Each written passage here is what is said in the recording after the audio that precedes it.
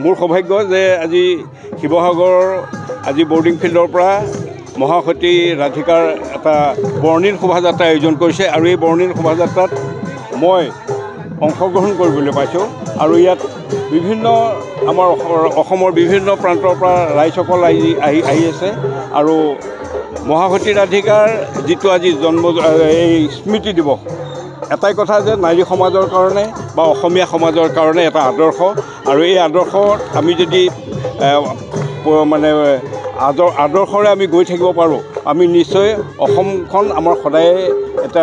সোণৰ অসমে হৈ থাকিব বুলি মই আশা ৰাখোঁ আৰু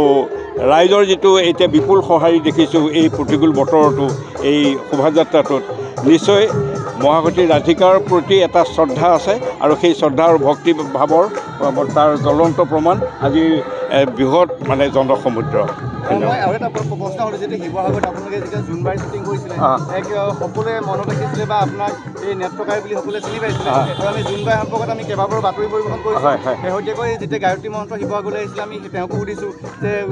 দৰ্শকে পুনৰ জোনবাইক বিচাৰিছে গতিকে আপোনালোকে এই ক্ষেত্ৰত আচলতে আপোনাৰ অনুভৱ কি বা যদি আমি নিমাইজানৰ পৰা বাতৰি কৰিছোঁ তাৰ পৰাও ৰাইজে কৈছে যে আমি সেই জোনবাইৰ পৰৱৰ্তী খণ্ডটো চাবলৈ হেঁপাহেৰে ৰৈ আছোঁ আমিও হেঁপাহেৰে ৰৈ আছোঁ যে পৰৱৰ্তী আমি আৰু জোনবাইখন আকৌ আগবাঢ়ক আৰু এটা খুব ভাল খবৰ এতিয়াই দিওঁ যে আমাক মানস ৰবিনে এটা খবৰ দি থৈছে যে জোনবাইখন পূৰ্ণদৈৰ্ঘ্যৰ এখন অসমীয়া কথাছবি হ'ব